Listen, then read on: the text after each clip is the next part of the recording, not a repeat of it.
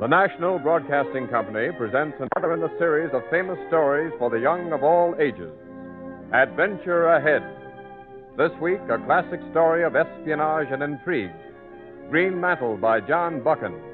A timeless story of the men who fight behind the front. A story of the Secret Service.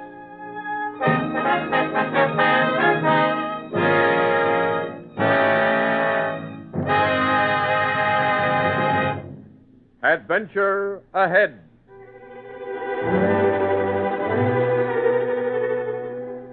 Greenmantle. The magic word, Greenmantle. The legend that struck terror along the Eastern Front, and as a miracle came true. I want to tell you how it happened. How I came to find the secret of the legend of Greenmantle.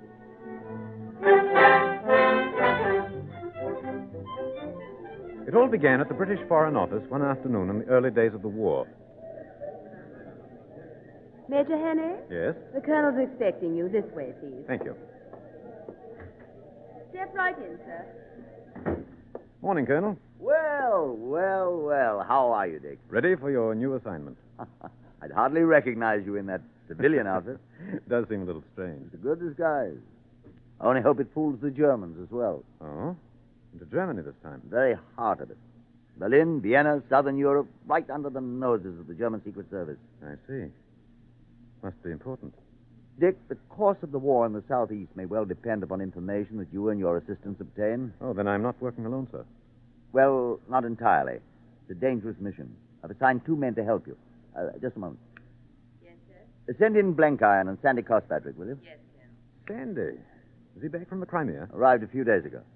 Sandy's the only one of our staff familiar with the mountains of Southern Europe. He'll be invaluable. I'm sure he will, sir. And I'm sending Blenkiron because you may need some help in Germany before you get... here they are. Come in, please, will you? Well, hello, Dick. Sandy, how are you? Ready for another go at the Bosch. Good, so am I. Dick, this is John Blenkiron, Major Dick Hannock. How do you do, Major? Pleasure to work with you. Thanks. Gentlemen, I'll come directly to the point. As you know, the Russians have finally fought the Germans to a standstill in the southeast of Europe. A stalemate that promises to last for several months. But what you don't know is that there's a growing tension down there. Rumblings of trouble among the wild nomadic mountain tribes. Well, what's that to do with the war? Well, those natives might throw thousands of armed men into the conflict. Against the Germans? No, Dick. Against our allies, the Russians. But why? We don't know for certain. But it's our guess that the regular German troops are worn, tired, exhausted. And failing to get large reinforcements, the German Secret Service may have hit upon a scheme of inciting the natives to revolt. To break the stalemate. Exactly. But, Colonel, Yes, Andy. I don't see how the Germans could do it. I've lived and worked with those native tribes, even speak their language. I know their feelings about war and their deep religious customs. It just doesn't seem possible. But the fact remains, Andy. Reports from our agents in Turkey, Iran, Afghanistan, all tell the same story. There's some sort of feeling of unrest down there, and it spells trouble for the Allies. And you believe Germany's behind it, Colonel? I'm certain of it, Blenkiron. Of course, when it comes, the uprising will be more like a holy war, a crusade. Yes, and the natives are probably only waiting for some sort of religious revelation, like a star, a man, a prophecy, to set off the fireworks. Yes, but Sandy, how could something like that cause them to revolt? They're deeply religious, Dick, and devoted to their leaders and their prophets. Why, I expect they'd follow a chosen leader into battle against any foe. And if the Germans knew something of that intense religious feeling, they could control an uprising and turn the natives against the Russians. Yes, it's quite possible. That, gentlemen, is your mission. To go into the mountains of southern Europe, to find that secret, and if possible, to stop the uprising. And your plan of attack, Colonel? Simple. The 3 of you must separate and operate alone. Then I want you to meet together, say, in 2 months, at a rendezvous in the mountains somewhere near the Black Sea. Dondra Edor would be a good place to meet, Colonel. All right, Sandy? It's in German hands, of course, but it's near the native stronghold in the mountains. Good. Then we'll meet at Donra Edo, 2 months from today. Now, as to your departure from England, Sandy's going directly to Istanbul, disguised as a Turkish seaman, and from there north into the mountains. Yes, Colonel. But you, Dick, and Blenkiron are going through Germany to southern Europe the hard way. I take it there's work to be done en route. Right, Mr. Blenkiron. The Major's traveling alone, of course. But I'm counting on you to follow him in case he needs help. Yes, sir, I understand. You'll pose as engineers from neutral countries. But since you both speak German fluently, you'll have no trouble passing as citizens once you're inside Germany. On your shoulders, Dick, falls the greatest burden. Yes, Colonel? You must find out something about this unknown trouble that's brewing in the South. I can't tell you where to get the information because I don't know. Look for the answer in Berlin first, then Vienna, Caucasus, anyway. Yes, sir. Here's the address of Otto Spion, one of our agents in Berlin. Maybe he can help you. And if possible, I want you to become acquainted with the Colonel von Stumm. Von Stumm? He's head of the German Secret Service in Southern Europe. Just now he's in the north, according to Otto Spion. I see. That's all I can tell you, Dick. The rest is up to you. Your mission's difficult, if not almost impossible. You may not succeed. I understand, sir. But if you three do meet again, 2 months from now in Donra Adolf, perhaps you'll know the secret of the trouble.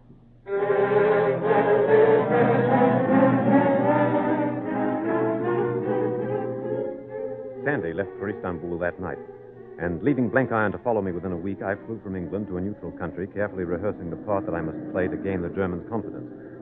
And I had not long to wait, for on arrival at the airport, I was questioned at the German passport office. Senor Hannay, See? your passport and papers seem to be in order. Good. But they are curious about your business in Germany. Oh? Why do you insist upon flying to Berlin immediately? Why? Because I'm an industrial engineer, as you can see from my papers. Yeah? And I bring many suggestions which I think your Ministry of Labor will find of interest, particularly plans for the commercial development of the Crimea. Oh, I see. It is important that I reach Berlin soon. Of course, Senor Hannay. It can be arranged. In fact, I can give you transportation on the next plane.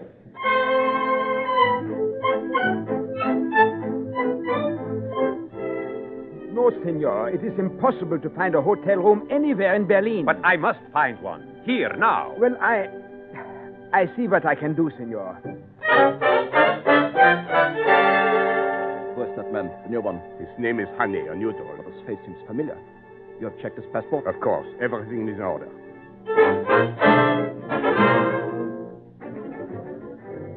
I went everywhere in Berlin, mingled with the military, the politicians, attended all the theaters, the meetings, the cafes, hoping to hear some word or phrase, some bit of information that would help me. But there was nothing. And then, after 2 weeks, when I thought that it was safe, I looked for Otto Spion, our agent in Berlin.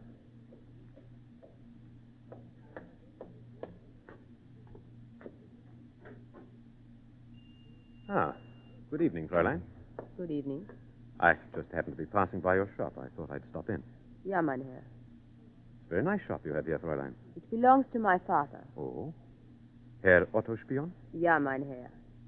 Is he in, perhaps? I'd like to see him. No, he is not here just now. Oh, that's too bad. I've come a long way to see him. Would you tell him that Richard Hannay paid a visit? Oh, you are Mr. Hannay. Yes. Oh, we've been expecting you. Just a moment. Papa! Papa, come into the shop. Mr. Hannay. Oh, well, good. Mr. Hannay, huh? I'm glad you arrived safely, sir. Thank you, Herr Spion. Your friend, Mr. Blankiron, was here a few days ago. Blank Iron here? He seems to know more about you than you do about him. Well, I've been busy ever since I arrived, looking for stray bits of information and trying to locate Colonel von Stumm. Von Stumm? He's in Vienna. Vienna? His home is there. Oh. Why do you want to see him?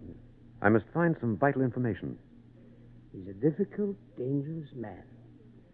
What kind of information are you looking for? I must find out about the situation near the front in southern Europe, about the nomad tribes in the mountains. The mountains? I see I startle you, Herr Spion. Indeed you do. Only yesterday, one of our men, Herr Mittel, returned from that region, the mountains. What did he tell you? What did he say?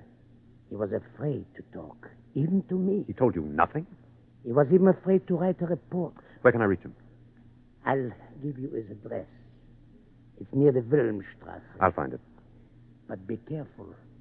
Herr Mittel said He thinks that he's being followed.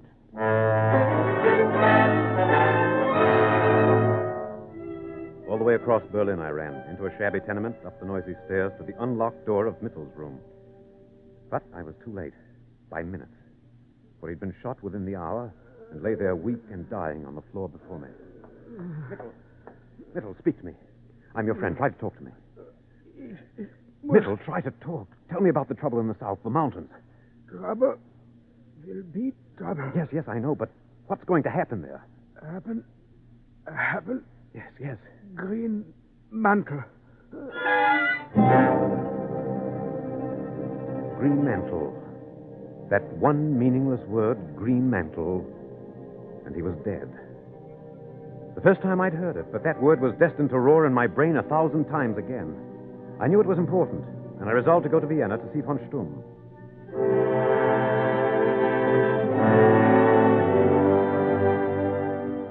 But I must see the colonel. I am sorry, mein Herr. He is conferring with the deputy. Colonel von Stumm cannot be disturbed. But it is important. It concerns his interest in the south, the mountains. The mountains? Yes. Oh, I am certain the colonel will see you immediately.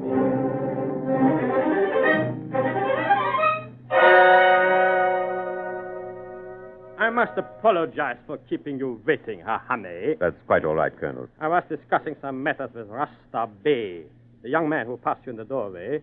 You know him? No, Colonel. He also is concerned with the mountainous region near the Russian lines. Oh?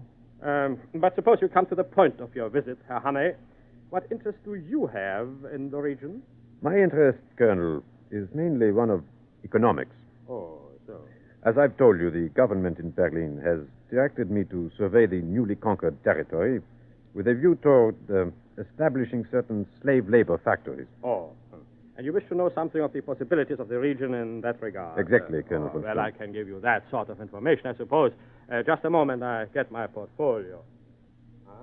Here we are. My plans are in here. Even the plans for Greenmantle? What did you say? What do you know about Greenmantle? Why, nothing, Colonel. Then how did you know that name?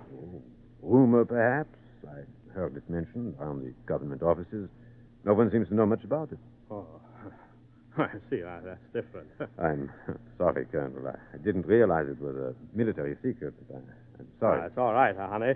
You'll be able to read all about Greenmantle someday after the fall of Russia. But until then, the plans will have to stay right here in my portfolio.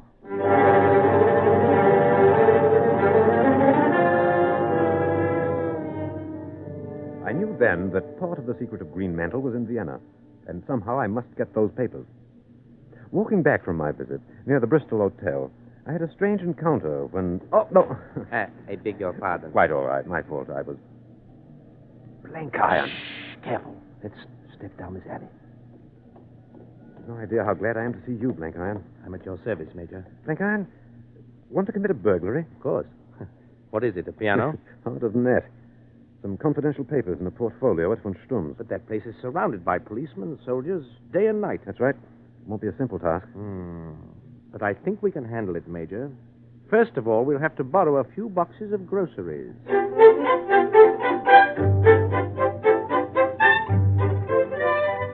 Here, you two cannot enter the colonel's residence. That we must. These groceries are for Colonel von Stumm himself. A special order. Well, all right, you can go in.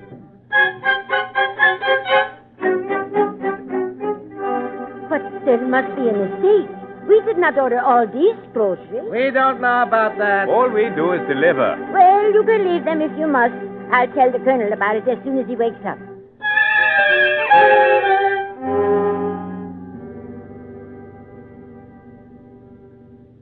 This is the bedroom. Mm-hmm. Keep your gun handy. You may need it. Right, Major. Careful now. Oh, there he is, asleep. Mm-hmm. And there's a portfolio. Go ahead, Major. I'll keep him covered. All right. I'll stand here by his bed so that he can't... Hey, what are you two doing here? Who are you? What are you doing? Don't move, Colonel von Stumm, and keep quiet. You can't. My portfolio. The plans. No, you can't. I told you to keep quiet. But you Those the papers, Major. Yes, these are the ones. Police reported the information about Greenmantle. I should have suspected you from the first. But fortunately you didn't, Colonel. You'll never get away with this, you English swinehund. Will you keep quiet? I'll track you down if it is the last thing I ever do. Sorry, Colonel. Oh! Can't say I didn't warn you. Let's get out of here. I'd like to kill the arrogant fool, but I suppose this gun would make too much noise. No time for that. We've got to separate and escape. There's a car down the street you can use, Major. And you? I'll manage. Then we'll meet as we planned. At Donra Edau. At our rendezvous.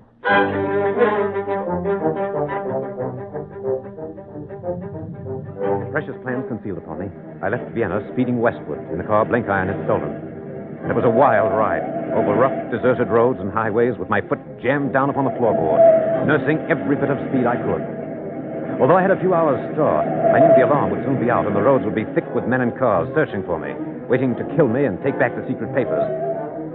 Instinct led me westward and southward, toward the Danube, the only hope of quick escape. Until at last, the sputtering engine told me that the gas was gone. And then I struck out through the forest, knowing that the Germans were not far behind me. All that night, and still another day and night, I stumbled blindly through the forest. I dared not stop to rest or read the papers that I'd captured, for they were all around me. I knew von Sturm was at my heels. Watching every opportunity, using every trick I knew, I managed to evade them and struggled onward, tired and worn and hungry, toward the river and escape. And on my fourth day of wandering, I crossed a hill and saw the Danube there below me.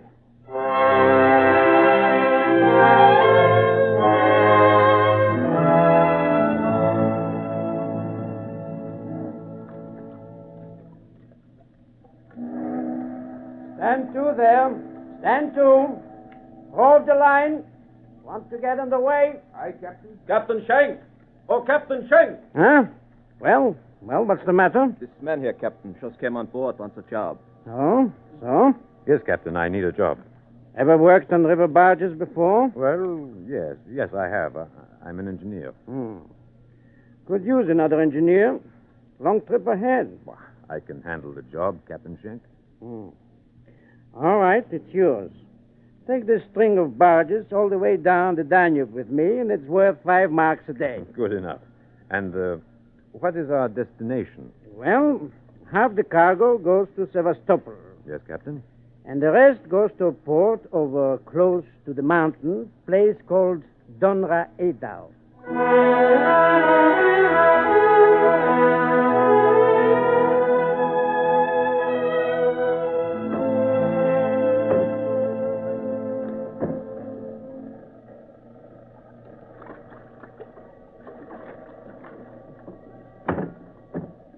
Easy there. Fire up. Easy. Well, end of our trip. So, this is Donra Edau. Small port, but important. Front line of the war, not more than 30 or 40 miles from here. Other side of the mountain. Yes, I know. This all used to be Russian country. Why the... Army officials there coming aboard. Wonder what they want. I don't think I'll stay to find out. Must be a couple of colonels among them. Secret service. Can I help you, gentlemen? You have a man on board named Herr Hane. Honey? Why, of course. New man. He's here, Colonel von Sturm. He's here. Oh, well. So I have at last caught up with him. Where's this man, Captain? Why, over there in his cabin. He went inside when he saw you coming. Oh, he did, huh? Get your pistols ready. The man's dangerous. He may try anything.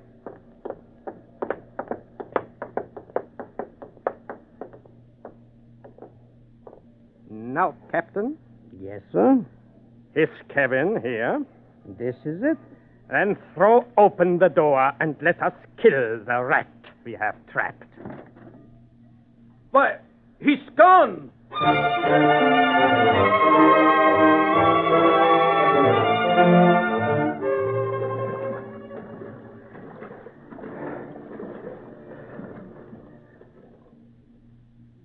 And so my arrival at Donra Edau was somewhat icy cold and wet.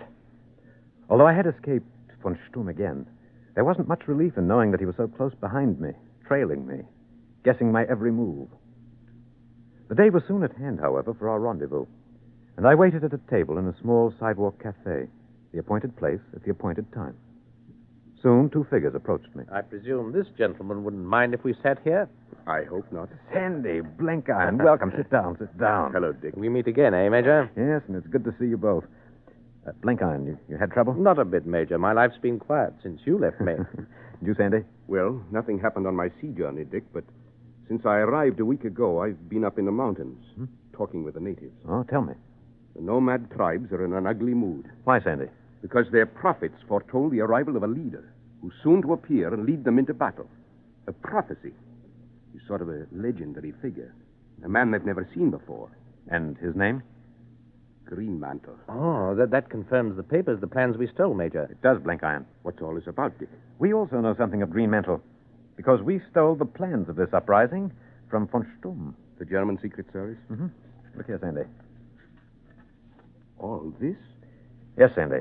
This is part of the secret of Greenmantle that I've carried halfway across Europe. You're right about the prophecy, the legend of Greenmantle.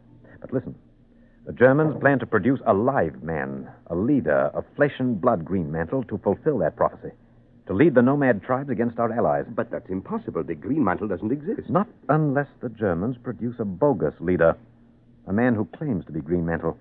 Oh, so that's their plan. A hoax. Seems incredible. But I can see that it might work. Right now, the natives are restless, waiting for the prophecy to come true. They'd follow almost anybody into battle. Then we've no time to waste. That uprising must be stopped. But what can we do, Major? We must find out the identity of the man who dares to pose as Greenmantle. But how? We must go to the only man who can tell us. We must go to the only place that we've yet to visit. Eh? Where? The control point of this entire uprising. The headquarters here of the German Secret Service. And Colonel von Stumm. Dick, are you mad? They've been after us ever since Vienna. Yes, I know. It's like putting our heads in the mouth of a lion. But if you're with me... Count me in, Major. Of course, Dick. Then I have a plan for learning the rest of the secret of Greenmantle. And the first step is to surrender to Colonel von Stumm.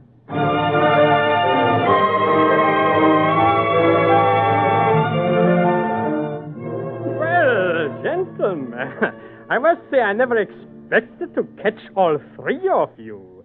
To have you standing before me here, helpless in my own office. Nevertheless, Colonel, here we are. And at my mercy. I don't know the meaning of that word. I'll make you three regret the day you ever joined the British Secret Service. Because I can assure you, gentlemen, your death will not be quick. Why? Careful, Blenkiron. I warn you. Stand against that wall, the three of you. This lug on my desk is not an ornament. We understand, Colonel. Now, before you are taken away, I have a surprise for you. Since you have all expressed such an interest in Greenmantle, I thought I'd let you see him. What? Greenmantle? Yes, Major. But that's impossible. It's only a legend. Then watch, and you will see a legend materialize. Are we ready, Dick? Not yet. Wait. Rasta Bay, come in here. Rasta Bay?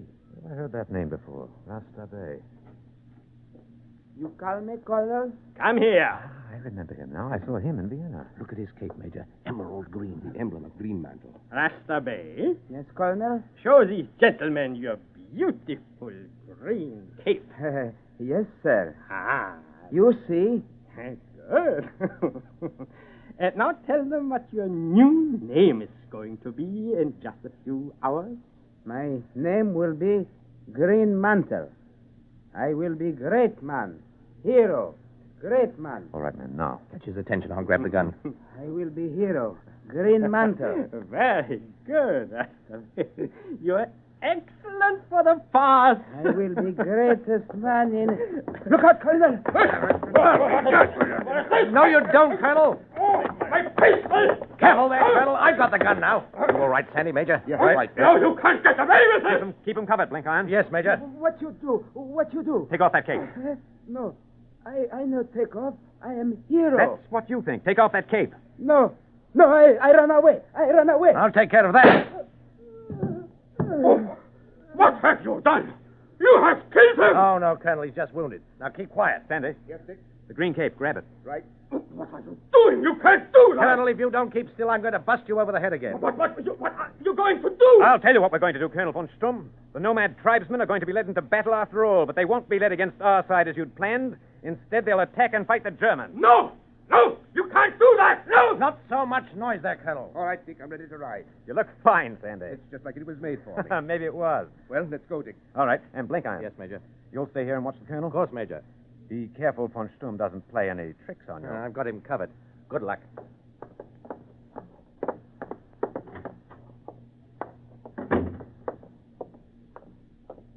We'll have to hurry, Sandy. Long ride to the mountains. I saw some horses outside. That'll be the quickest way. I only hope the natives wait until... Well, I guess the Colonel tried to play a trick. And didn't get away with it.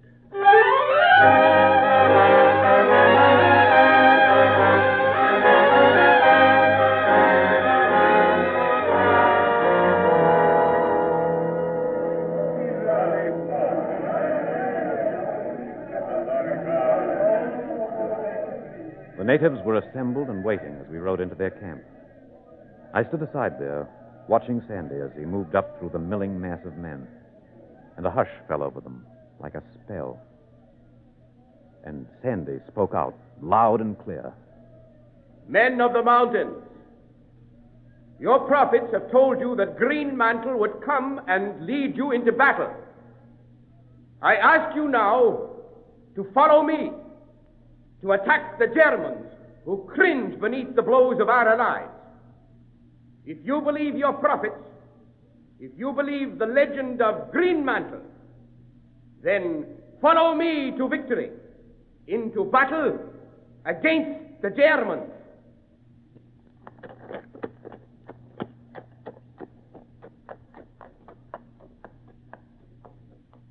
Sandy rode alone, out through the mountain pass.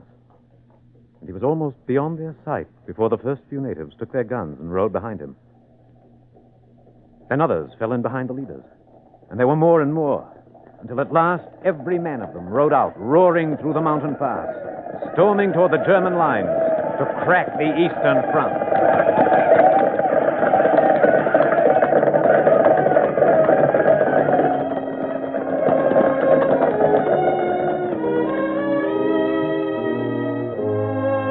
And in the very front, a single man with sandy hair, a bright green cloak. For the prophecy had come true. The long-looked-for revelation was a fact. The prophets of the people had not failed. Greenmantle had appeared at last.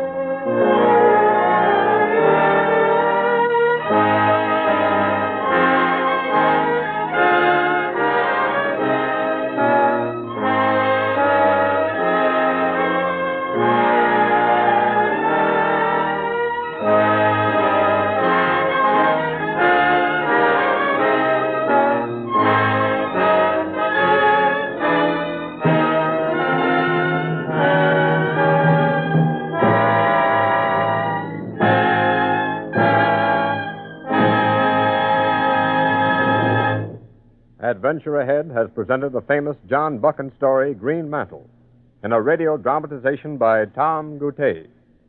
In today's play, the part of Dick Hannay was played by Alexander Scourby, Guy Spall as Blenkiron, Jack Stanley as Sandy, and E.A. Krumschmidt as von Stumm. Others in the cast were Horace Bram, Guy Sorrell, Len Schurer, Kathleen Cordell, Charmé Allen, and Guy Sorrell. The entire production was under the direction of Herbert Rice. NBC and its affiliated independent stations present Adventure Ahead as a public service.